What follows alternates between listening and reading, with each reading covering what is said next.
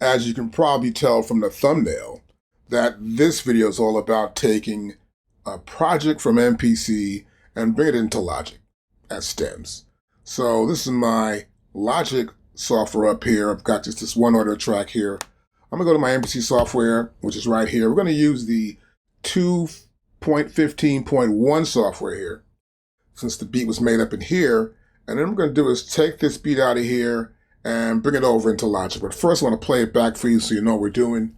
And we'll start from the top.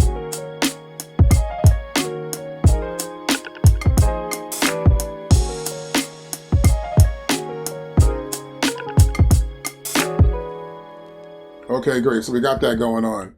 So now what I want to do is make sure while I'm in this software is on MPC, all you really want to do is come here like File, Edit. You want to go to, let's see, you want to go to Track. So we come to here, so File, Edit here. Here we go, Track right here. And we come right down to the Track, and we go to Explode. So what happens, it explodes these tracks out. So it takes each one of these pads and makes them to a separate track and mutes the original track. As you see here, it muted the original track right there. So now I can press it, go to here, Command 2, there you go. And you see here the original track is muted, but still each one of these pads has been turned into a track. Great. And so I will play it back again from here.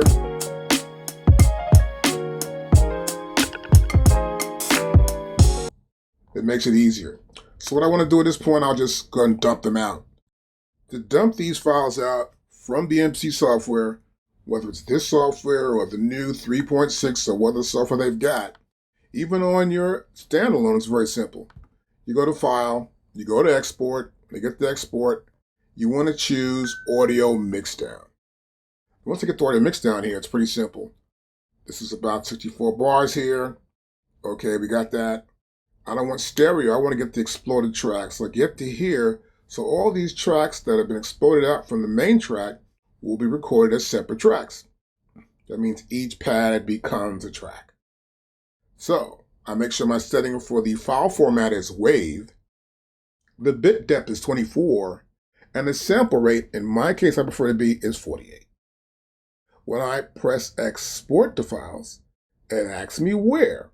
So in this case, I just go to my desktop, boom, or pick the location you want to export to. And then once you do, you get ready. I normally make a folder here.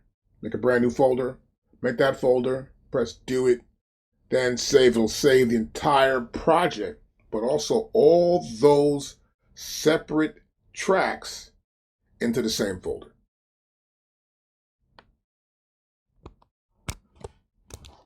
Now when I opened up the session, I was forced to have to make a track, obviously right here. I'll press X to remove the mixer.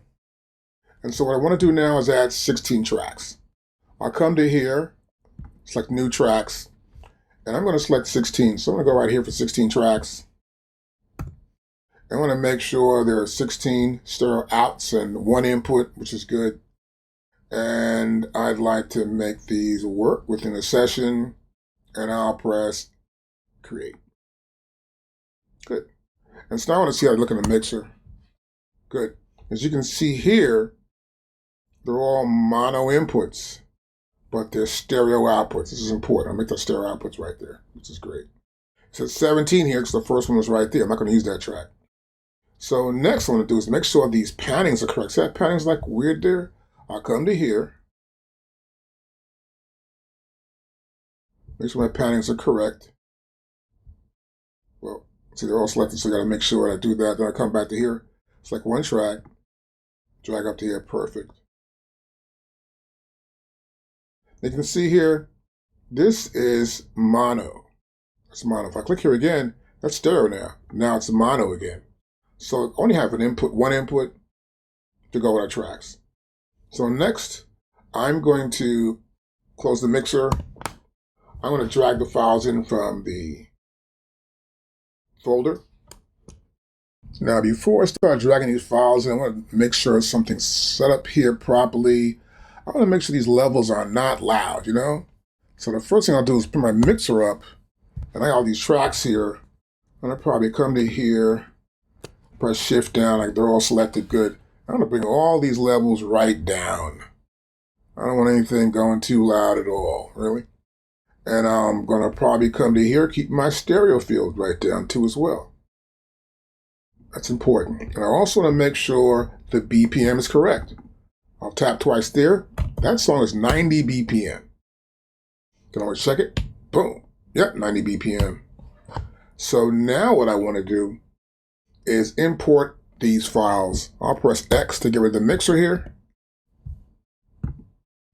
There we go. And now I want to import these files. So I don't want to have it where these files are seen like that. Yeah, make everybody independent. Perfect. I come to here, my folder. I click and drag directly in. So I'm going to start from this track right here. Okay, use existing tracks. Yep, I'm going to use these tracks right here. And I'll press OK. And there you go. The tracks are in here and we're ready to start mixing. Just making sure everything worked properly. So you want to look down and make sure everything's here that I intend to use, and it's all been rendered out. I can come to here and scale it down somewhat to see what I've got here. There you go. And we're at about 64 bars rather. That's 64 bars. And we're pretty cool here. Now next, I want to organize my structure. So I'm going to probably do one more thing. I want to pull this out here. I'm going to probably loop it, let it play and loop over and over. That'll make it easier for me to just keep doing what I'm going to be doing.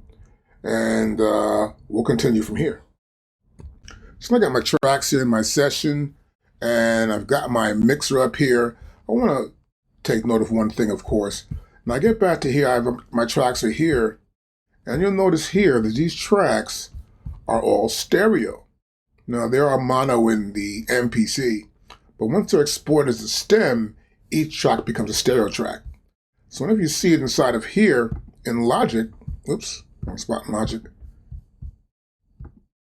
When you see it here in Logic, and you press play, each one of these tracks is stereo. Be aware of that. Now I press stop here. This came up by mistake, and I'll just no plugin right there. And now what I want to do is select my tracks up and get my drums in groups and name the tracks. Now, once I've got all my tracks set up here, I can play them all back here. It's pretty cool. I want to stack some stuff up here, the drums. So I got my kick drum there, and my last percussion instrument for a drum is right here, the stick. That's cool. So I'll stop this here. I want to create this one group, so I'll go to here. And we're going to go to track, and we want to create a stack. I'll come to here, I create a stack, and this summing stack I want to get here, and I'm going to press create, and you'll see here we have a summing stack, which is a summation right here. All these tracks here are going to go right to there, to the sum one. And that's our output. So I'll come to here, and I'm going to label this as my drum group, or I'll call it my drum bus. Great, and they're all right here.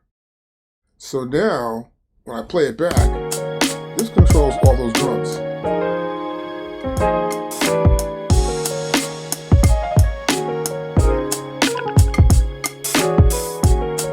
Now, another reason why I did this too was there's only piano here too as well.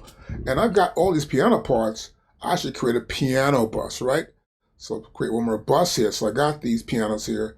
There's these 4 pianos, and they're all right here. So I'm going to click this one here, and click this last one right here, right? And I'm going to create this bus for the pianos. I'll go to here, to track, and I'll go to create stack. I want a summing stack as well. Create this, and this summing stack appears right here. And I'll call this a piano bus. Perfect. Now, these 2 buses control everything. I'll press play. I'll mute the piano. Except for the strings, right? And all we have left for the strings. It's one track right here.